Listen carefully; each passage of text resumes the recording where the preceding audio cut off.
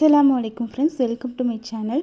வீட்டிலையே எளிமையாக சுத்தமாகவும் சுவையாகவும் அதே சமயத்தில் எந்த உணவில் சேர்த்துனாலும் வாசனை அதிகரிக்கிற பூண்டு பொடி எப்படி செய்கிறதுன்னு இந்த வீடியோவில் பார்க்கலாம். ஃபஸ்ட்டு ஒரு பேனில் ஆயில் ஆட் பண்ணிக்கலாம். அதுக்கப்புறமா நசுக்கிய பூண்டு 1 கப் எடுத்துக்கலாம். பூண்டு முழுசாக சேர்க்காம நசுக்கின பூண்டு சேர்த்தா தான் அந்த பூண்டோட எல்லா பகுதியும் நல்லா வறுபடும்.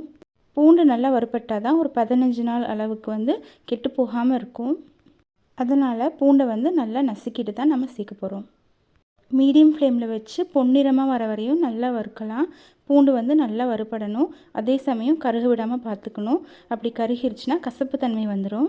பூண்டு நல்லா வறுபட்டு நல்லா ப்ரௌனிஷ் கலரில் வந்ததுக்கப்புறம் ஆஃப் பண்ணிடலாம். அப்போவும் நம்மளுக்கு கொஞ்சம் சொதந்தான் இருக்கும். சூடாக இருக்கும்போது நல்லா ஆறுனதுக்கப்புறம் தொட்டு பார்த்திங்கன்னா நல்லா கிறிஸ்பியாக இருக்கும். பாருங்கள், நல்லா ப்ரௌனிஷ் கலரில் வந்துட்டுருக்கு.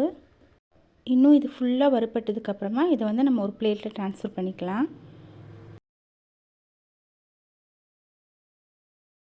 அடுத்ததாக அதே பேனில் பூண்டு எந்த கப்பில் எடுத்தோமோ அதே கப்பில் 1/4 கப் அளவுக்கு நம்ம தேங்காய் சேர்த்திக்கலாம்.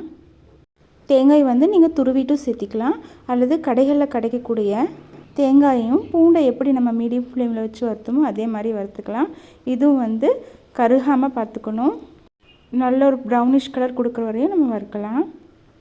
பூண்டு தேங்காய் இதெல்லாம் சேர்த்து நம்ம வறுக்கும் போதே ரொம்ப மணமாக இருக்கும். தேங்காய் நல்லா வறுப்பட்டதுக்கப்புறமா இதையுமே நம்ம ஒரு பிளேட்டில் மாற்றி வச்சுக்கலாம். பூண்டுக்கு மேலேயே போடாமல் கொஞ்சம் தனியாக வச்சுக்கலாம். அடுத்ததாக அதே கப்பில் நம்ம 1/4 கப் அளவுக்கு உளுந்து சேர்த்திக்கலாம். உளுந்தும் நல்லா ப்ரௌன் கலர் வர வரைக்கும் வறுபடணும். நம்ம இந்த ரெசிப்பியில் சேர்க்குற எல்லா பொருளுமே மருத்துவ குணங்கள் நிறைந்த பொருட்கள் தான். நம்ம செய்ய போகிற இந்த பூண்டு பொடியை இட்லி தோசைக்கு மட்டும் இல்லாமல் சாப்பாடு தாளிக்கும் போது, அப்படி இல்லாட்டி பொரியல் செய்யும்போது, இந்த மாதிரி எல்லா இடத்துலையும் நம்ம சேர்த்திக்கலாம். இது ஒரு ஸ்பூன் ஆட் பண்ணி செய்யும்போது சுவையும் மனமும் இன்னும் கொஞ்சம் கூடுதலாக தான் நம்மளுக்கு கிடைக்கும். இந்த உளுந்து நல்லா வறுப்பட்டு ப்ரௌனிஷ் ஆனதுக்கப்புறம் இதையும் ஒரு பிளேட்டில் ட்ரான்ஸ்ஃபர் பண்ணிக்கலாம். அடுத்ததாக 1 டேபிள் ஸ்பூன் வரமல்லியை ஆட் பண்ணிக்க போகிறோம்.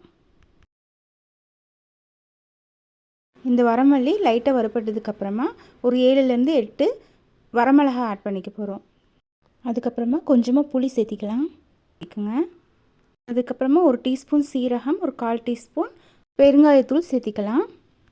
பெருங்காயத்தூள் சேர்த்துனதுக்கப்புறமா ஸ்டவ்வை ஆஃப் பண்ணிவிட்டு நல்லா கிளறி விடலாம். அந்த கடாயோட சூட்லேயே இது நல்லா வறுபட்டுரும்.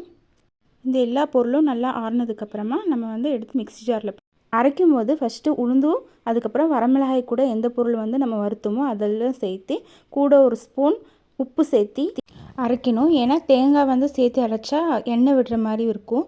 அதனால் ஃபஸ்ட்டு இதை அரைச்சிட்டு அதுக்கப்புறமா நம்ம தேங்காயும் பூண்டும் சேர்த்து அரைச்சிக்கலாம். நான் கொஞ்சம் கொரகொரப்பாக அரைச்சிருக்கேன். உங்களுக்கு எப்படி தேவைப்படுதோ அந்த மாதிரி அரைச்சிக்கோங்க. கொரகொரப்பாக இருந்தால் இன்னும் கொஞ்சம் நல்லாயிருக்கும். ரொம்ப சத்தான சுவையான பூண்டு பொடி செஞ்சாச்சு. நீங்களும் ட்ரை பண்ணி பார்த்துட்டு கமெண்ட் பண்ணுங்கள். பிடிச்சிருந்தால் நம்ம சேனலை மறக்காமல் லைக் பண்ணி சப்ஸ்கிரைப் பண்ணிக்கோங்க. தேங்க்யூ.